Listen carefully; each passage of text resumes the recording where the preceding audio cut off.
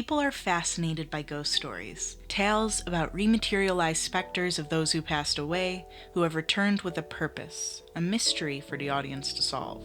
Ghosts are just people, after all. They're tangible, relatable, and quite often teach us something about the human condition. So it's no wonder that as part of his, quote, first foray into horror, award-winning director Steven Soderbergh chose a ghost story. Presence crept into theaters on January 24th, 2025. Admittedly, it was massively overshadowed by other movies that were playing in theaters at the time, like Wolfman, Companion, and of course Nosferatu. And it was far from the dark paranormal horror that fans anticipated. It got pretty mid-reviews, and even now it's stuck as an afterthought in the year's movie lineup. But it was good. At least I thought so. And it's a ghost story with something to say, contrary to popular belief. So let's see what there is to learn in Presence.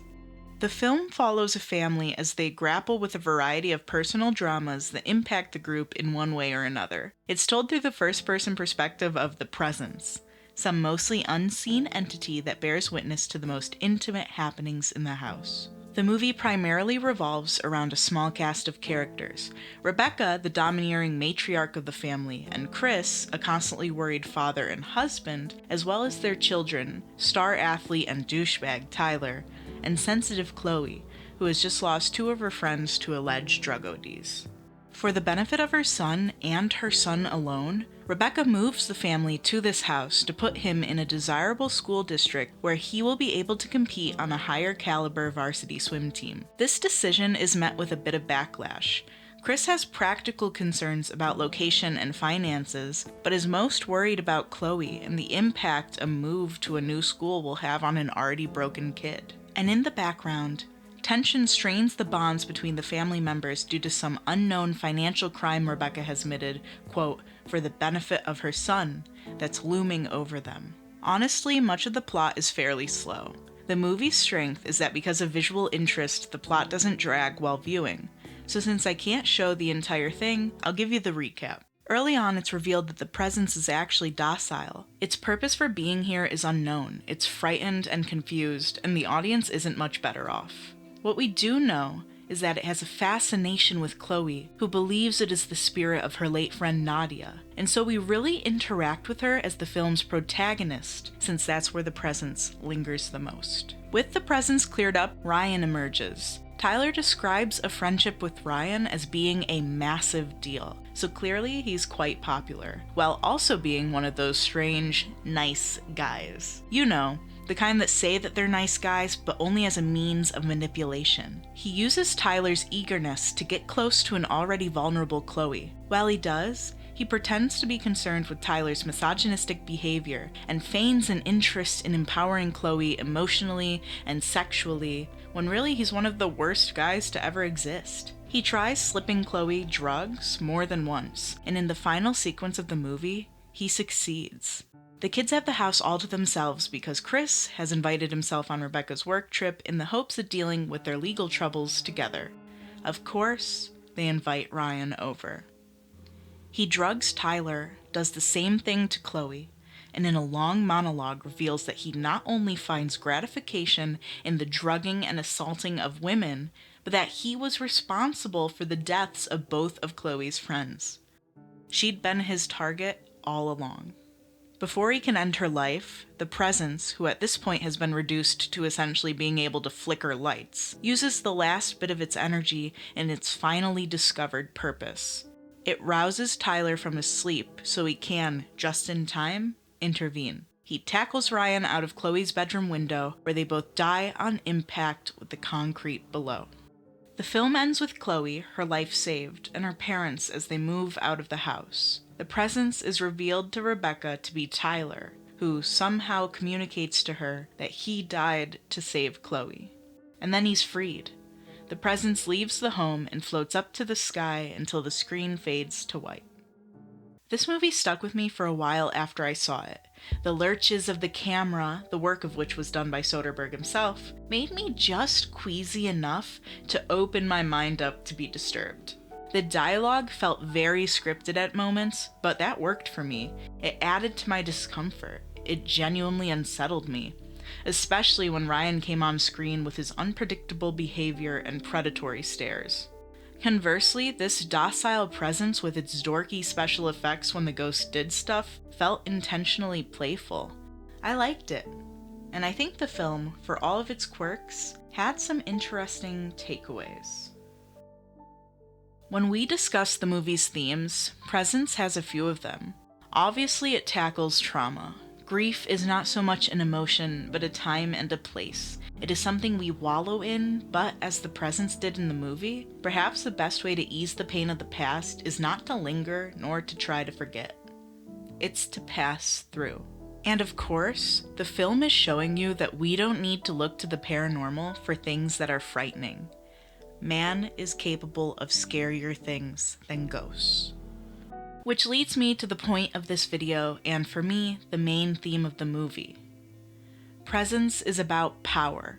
Who has it, who wants it, and what people do when they are given power over others. Further, it's about men and how they interact with power, specifically over women. Let's look at how the men of Presence interact with women and with their innate patriarchy-enforced power. Chris concedes to his wife on just about everything. He admits to Chloe that he admires Rebecca for her decision-making, that she likes to do it, and that he thinks she's better at it. He trusts her.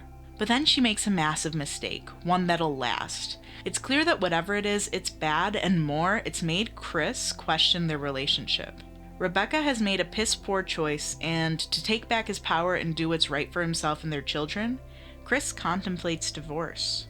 Ultimately, he willingly gives himself to her fancy. He asks if she'll allow him to try to help them pull through their legal problems. And when she agrees, it was her choice. At the end of the day, it's a relationship based on a mutual agreement to take and give power. In contrast, when Ryan enters a relationship with Chloe, he bemoans how his mom makes all the decisions for him. Who others want him to be and who he wants to be are not the same. They've made a puppet of him. And while throughout the movie he claims that Chloe gets to make choices about the nature of their relationship, when she does, he crashes out. And over her unconscious body, he claims that she has never had control. If it was him that gave it to her, then he always had it. At the end of the day, he's just a statistic. Another man who flexes his control over women in compromising positions because making them weak gives him pleasure. It makes him feel stronger, more cunning, and more like his idealized self. And then there's Tyler.